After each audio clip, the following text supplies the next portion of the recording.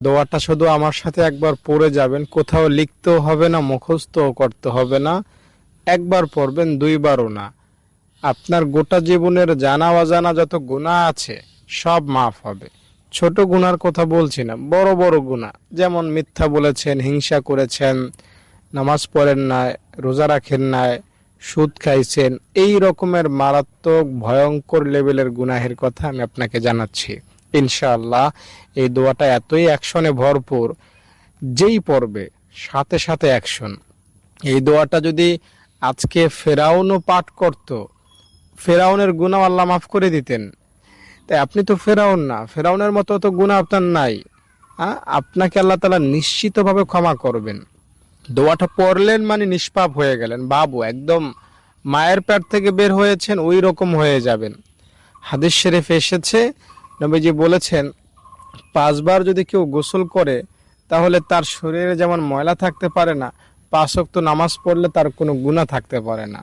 আরেকবার নবীজি একটা শুকনো ডাল ঝাড়লেন সাহাবীদের সামনে, সব পাতা একটা একটা করে পড়ে যাইতে লাগলো। তো নবীজি বললেন যে বান্দার গুনাহকেও আল্লাহ তাআলা এভাবে আমলের উসিলায় মাফ করে দেন, সব গুনাহ ঝরে পড়ে যায়। আর একটা হাদিসে পাওয়া যায় সুবহানাল্লাহ আলহামদুলিল্লাহ আল্লাহু আকবার কেউ যদি নামাজের পরে 33 বার পড়ে, তো তার গুনাহ যদি সমুদ্রের ফেনা পরিমাণও হয় কোনো ব্যাপার না, আল্লাহ মাফ করে দেন। তো আল্লাহ তাআলা বান্দার গুনাহ কয়টা ওদিকে তাকান না, আল্লাহ তাআলা বান্দার দিকে তাকাইয়া বান্দাকে ক্ষমা করে দেন। আমি যে দোয়াটা আমি এখন আপনাকে বলবো, বিশ্বাস নিয়ে ভরসা নিয়ে দোয়াটা একবার পাঠ করবেন, ইনশাআল্লাহ আপনি শিশু হবেন। দোয়াটা আপনাকে বলছি তার আগে অনুরোধ করব, একটা লাইক করেন এবং কমেন্টে আমিন লেখেন। যারা লাইক করলেন, কমেন্টে আমিন লিখলেন, আল্লাহ তাদের মনের আশা তুমি পূরণ করে দাও, তাদের গুনাহ তুমি মাফ করে দাও, আল্লাহুম্মা আমিন।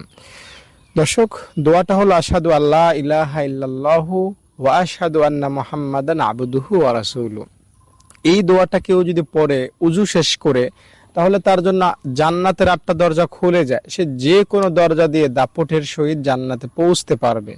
আজানের পরে কেউ যদি দোয়াটা পড়ে তার গুনাহ মাফ হয়ে যায়। এই দোয়াটার কারিশমা, ক্ষমতা, অ্যাকশন অনেক। একটা হিন্দু যদি এই দোয়াটা পড়ে মুসলমান হয়, তার সারা জীবনের সব গুনাহ মাফ হয়ে যায়। তাই আপনিও যদি এই দোয়াটা আজকে পাঠ করেন, মন থেকে, দিল থেকে, অন্তরের গহীন থেকে, কোনো গুনাহ থাকবে না। দায়িত্বের সাথে বলছি, দোয়াটা পাঠ করার নিয়ত করবেন যে আমি অতীতের গুনাহ ক্ষমা পাইতে চাই, ভবিষ্যতে আর গুনাহ করব না, এই আশায় দোয়াটা পাঠ করছি। ব্যাস, তাহলেই আপনার সব গুনাহ মাফ হবে, শিশু হবেন, নিষ্পাপ হবেন।